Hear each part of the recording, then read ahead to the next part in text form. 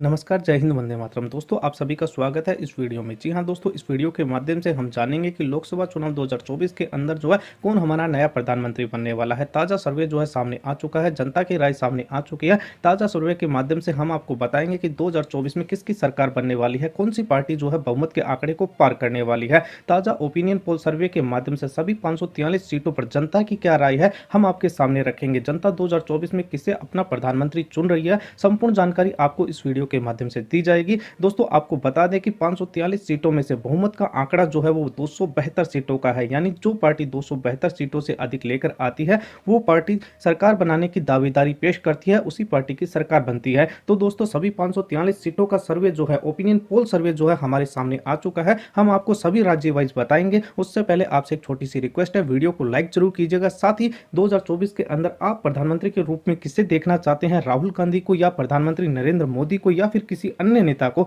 अपनी राय जो है कमेंट बॉक्स में जरूर दीजिएगा। चलिए दोस्तों, फटाफट से सर्वे को शुरू करते हैं। तो दोस्तों, सबसे पहले बात करते हैं मध्य प्रदेश की। जी हां दोस्तों, मध्य प्रदेश के अंदर 29 लोकसभा की सीटें हैं, जिसमें से एनडीए के खाते में यहां पर 25 सीटें जा सकती हैं। वहीं इंडिया अलायंस यानी कांग्रेस के खाते में महज 4 सीटें जा सकती हैं। वहीं अन्य के खाते में यहां पर कोई सीट नहीं जाएगी। जी हां दोस्तों, मध्य प्रदेश के अंदर बीजेपी का अच्छा प्रदर्शन रहने वाला है और 25 से अधिक सीटों पर जीत सकती है। साथ ही इंडिया अलायंस का जो है मध्य प्रदेश में प्रदर्शन इतना अच्छा नहीं रहने वाला, वह 4 सीटों पर इंडिया अलायंस यानी कांग्रेस सिमट सकती है। वहीं दोस्तों, अगले राज्य की बात करें तो हिमाचल प्रदेश। हिमाचल प्रदेश में 4 लोकसभा की सीटें हैं, जिसमें से एनडीए के खाते में 4 के 4 सीटें जा सकती है। वहीं इंडिया अलायंस को यहां पर 0 सीट मिलने वाली है। जी हां दोस्तों, हिमाचल प्रदेश में बीजेपी जो है क्लीन स्वीप कर सकती है और सारी की सारी सीटें जीत सकती है।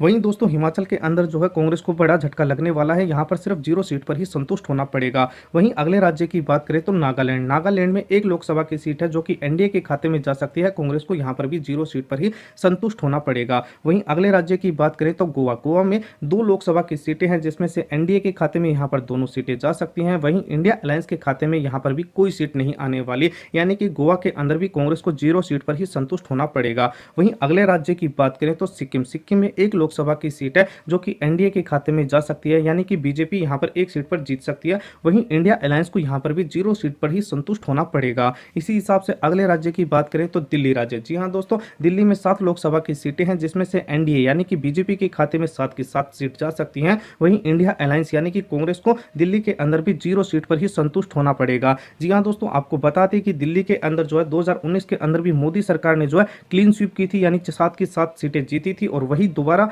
2024 में भी दोहरा सकती है और 7 की 7 सीटों पर जो है जीत हासिल एनडीए कर सकता है। वहीं अगले राज्य की बात करें तो केरल राज्य। केरल में लोकसभा की 20 सीटें हैं, जिसमें से एनडीए के खाते में यहां पर 2 सीटें जा सकती हैं। वहीं इंडिया अलायंस के खाते में 17 सीटें जा सकती हैं। साथ ही अन्य के खाते में यानी क्षेत्रीय पार्टियों के खाते में 1 सीट जा सकती है। जी हां दोस्तों, केरल के अंदर जो है इंडिया अलायंस का अच्छा प्रदर्शन रहने वाला है और बम्पर जीत यहां पर इंडिया अलायंस की होगी। वहीं सबसे बड़ा झटका जो है बीजेपी को वो केरल में लगने वाला है। केरल में महज 2 सीटों पर ही बीजेपी सिमट जाएगी। राज्य की बात करें तो जम्मू कश्मीर। जी हां दोस्तों, जम्मू कश्मीर में लोकसभा की 7 सीटें हैं, जिसमें से एनडीए के खाते में यहां पर 4 सीटें जा सकती हैं। वहीं इंडिया अलायंस को यहां पर 2 सीटों पर बढ़त मिल सकती है। वहीं दोस्तों, अगले राज्य की बात करें तो लक्षद्वीप। जी हां दोस्तों, लक्षद्वीप में 1 लोकसभा की सीट है जो कि एनडीए के खाते में जा सकती है और इंडिया अलायंस को लक्षद्वीप में भी 0 सीट पर ही संतुष्ट होना पड़ेगा। इसी हिसाब से अगले राज्य की बात करें तो तेलंगाना। तेलंगाना में 17 लोकसभा की सीटें हैं, जिसमें से बीजेपी के खाते में यहां पर 8 सीटें जा सकती हैं। वहीं इंडिया अलायंस को भी यहां पर 8 सीटों पर बढ़त मिल सकती है। साथ ही क्षेत्रीय पार्टियों को भी यहां पर 1 सीट मिल सकती है।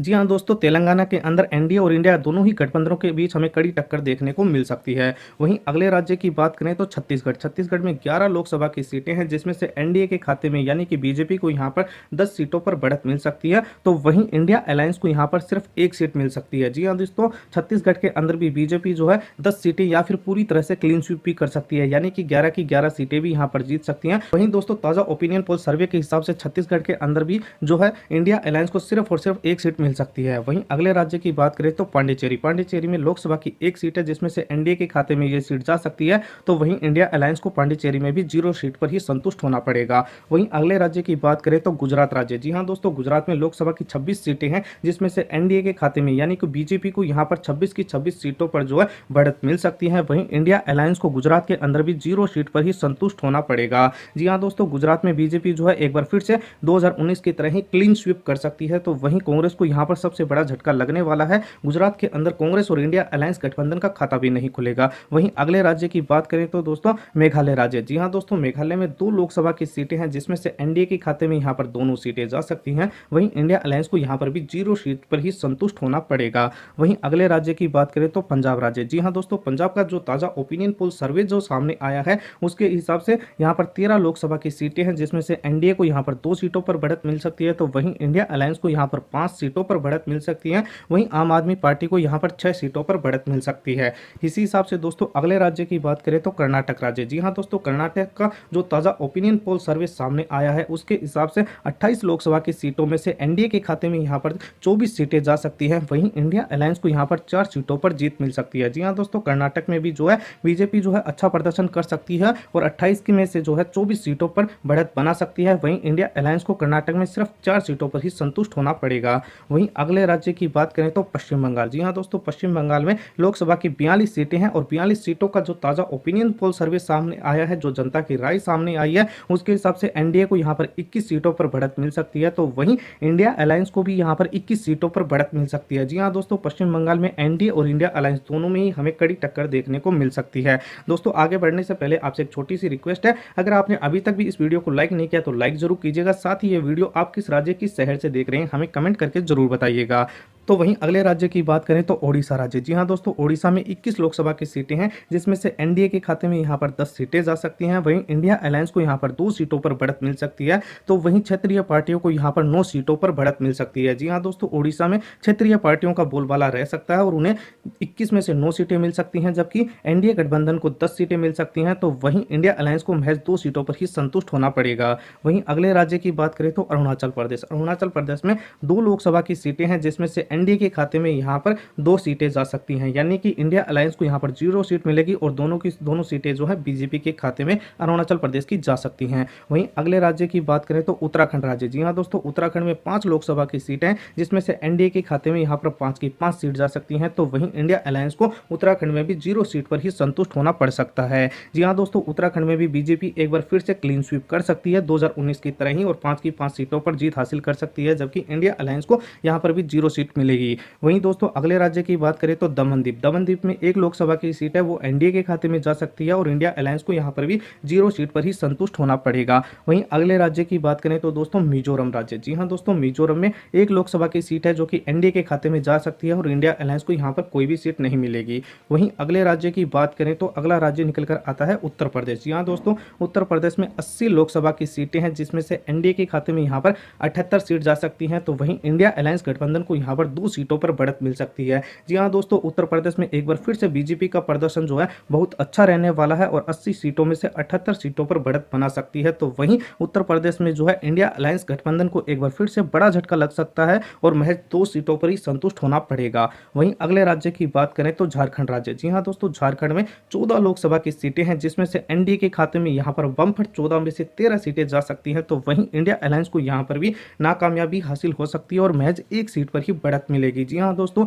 झारखंड में भी जो है इंडिया अलायंस का इतना अच्छा प्रदर्शन नहीं रहने वाला और उसे महज 1 सीट पर ही संतुष्ट होना पड़ेगा। वहीं अगले राज्य की बात करें तो बिहार राज्य। जी हाँ दोस्तों, बिहार में 40 लोकसभा की सीटें हैं जिसमें से एनडीए के खाते में यहाँ पर 34 सीट जा सकती हैं। तो वहीं इंडिया अलायंस को यहाँ पर सिर्फ 6 सीटों पर ही बढ़त मिल सकती है। जी हाँ दोस्तों, बिहार में जो है बीजेपी का प्रदर्शन एक बार फिर से बहुत अच्छा रहने वाला है और 40 में से 34 सीट जो जीत सकती है। तो वहीं इंडिया अलायंस को जो है यहाँ पर भी बड़ा झटका लगने वाला है। वहीं अगले राज्य की बात करें तो अंडमान निकोबार। जी हाँ दोस्तों, अंडमान निकोबार में 1 लोकसभा की सीट है जो कि इंडिया अलायंस के खाते में जा सकती है और एनडीए को यहाँ पर 0 सीट पर ही संतुष्ट होना पड़ेगा। वहीं अगले राज्य की बात करें तो तमिलनाडु राज्य। जी हाँ दोस्तों, तमिलनाडु में 39 लोकसभा की सीटें हैं जिसमें से एनडीए के खाते में यहाँ पर 18 सीटें जा सकती हैं। तो वहीं इंडिया अलायंस को यहाँ पर 20 सीटों पर बढ़त मिल सकती है। तो वहीं क्षेत्रीय पार्टियों के खाते में भी 1 सीट जा सकती है। जी हाँ दोस्तों, तमिलनाडु में जो है इंडिया अलायंस का अच्छा प्रदर्शन रह सकता है और 39 में से 20 सीटों पर बढ़त बना सकती है कांग्रेस। कांग्रेस। वहीं अगले राज्य की बात करें तो हरियाणा राज्य, हरियाणा में 10 लोकसभा की सीटें हैं, जिसमें से एनडीए के खाते में 8 सीट, वहीं इंडिया अलायंस के खाते में 2 सीट जा सकती हैं। जी हाँ दोस्तों, हरियाणा की 10 सीटों में से जो है बीजेपी यहाँ पर 8 सीटों पर बढ़त बना सकती है। वहीं दोस्तों अगले राज्य की बात करें तो महाराष्ट्र राज्य। जी हाँ दोस्तों, महाराष्ट्र में लोकसभा की 48 सीटें हैं, जिसमें से एनडीए के खाते में यहाँ पर 45 सीट जा सकती हैं, वहीं इंडिया अलायंस के खाते में यहाँ पर 3 सीटें जा सकती हैं। जी हाँ दोस्तों, महाराष्ट्र में भी जो है बीजेपी का बम्पर प्रदर्शन यानी कि बहुत अच्छा प्रदर्शन रहने वाला है और 48 में से 45 सीटें जो है उसके खाते में आ सकती हैं। तो वहीं कांग्रेस को जो है महाराष्ट्र में भी बड़ा झटका लग सकता है और महज 3 सीटों पर ही संतुष्ट होना पड़ेगा। वहीं अगले राज्य की बात करें तो दोस्तों दादर नगर हवेली, जहां पर एक लोकसभा की सीट है जो कि एनडीए के खाते में जा सकती है और इंडिया अलायंस को 0 सीट पर संतुष्ट होना पड़ेगा। वहीं अगले राज्य की बात करें तो आंध्र प्रदेश। जी हाँ दोस्तों, आंध्र प्रदेश में 25 लोकसभा की सीटें हैं, जिसमें से एनडीए के खाते में यहाँ पर 15 सीटें जा सकती हैं, वहीं इंडिया अलायंस को महज 4 सीटों पर यहाँ पर आंध्र प्रदेश के अंदर बढ़त मिल सकती है। तो वहीं क्षेत्रीय पार्टियों को भी यहाँ पर 6 सीटों पर बढ़त मिल सकती है। वहीं अगले राज्य की बात करें तो राजस्थान। जी हाँ दोस्तों, राजस्थान में 25 लोकसभा की सीट है, जिसमें से एनडीए के खाते में यहाँ पर 25 की 25 सीटें जा सकती हैं। जी हाँ दोस्तों, 2019 के अंदर भी जो है बीजेपी ने राजस्थान के अंदर 25 की 25 सीटों पर क्लीन स्वीप की थी। वही इतिहास जो है दोबारा 2024 में भी बीजेपी दोहरा सकती है और 25 की 25 सीटों पर जो है एनडीए जीत हासिल कर सकती है और इंडिया गठबंधन को यहाँ पर 0 सीट पर ही संतुष्ट होना पड़ेगा। कांग्रेस को राजस्थान में भी बड़ा झटका लग सकता है। वहीं दोस्तों अगले राज्य की बात करें तो चंडीगढ़ राज्य। चंडीगढ़ में एक लोकसभा की सीट है जो कि एनडीए यानी बीजेपी के खाते में जा सकती है और कांग्रेस को यहाँ पर भी बड़ा झटका लगेगा और 0 सीट पर संतुष्ट होना पड़ेगा। वहीं अगले राज्य की बात करें तो दोस्तों त्रिपुरा। त्रिपुरा में 2 लोकसभा की सीट है, जिसमें से एनडीए के खाते में 2 की 2 सीटें जा सकती हैं, वहीं इंडिया अलायंस को यहाँ पर भी 0 सीट पर जो है संतुष्ट होना पड़ सकता है। वहीं अगले राज्य की बात करें तो असम राज्य। जी हाँ दोस्तों, असम में 14 लोकसभा की सीटें हैं, जिसमें से एनडीए के खाते में यहाँ पर 12 सीटें जा सकती हैं, तो वहीं इंडिया अलायंस को यहाँ पर 2 सीटों पर बढ़त मिल सकती है। जी हाँ दोस्तों, असम में भी जो है बीजेपी यानी कि एनडीए का अच्छा प्रदर्शन रह सकता है और 14 में से 12 सीटें जो हैं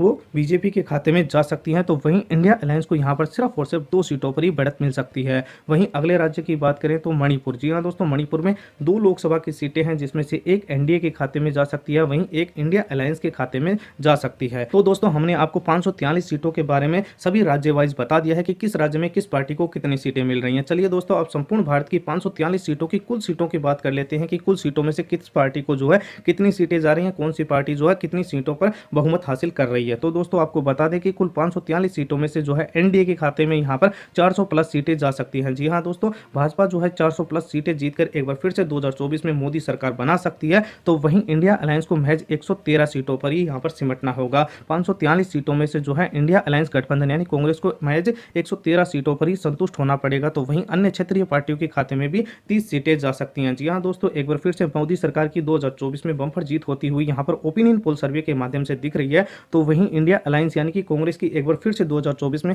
हमें यहाँ पर ओपिनियन पोल सर्वे के माध्यम से हार होती हुई दिखाई दे रही है। वैसे दोस्तों ये सर्वे आपको कैसा लगा हमें कमेंट कीजिएगा, साथ ही अगर आप चैनल पर पहली बार आए हैं तो चैनल को सब्सक्राइब कीजिएगा। मिलते हैं एक और वीडियो में, जब तक के लिए जय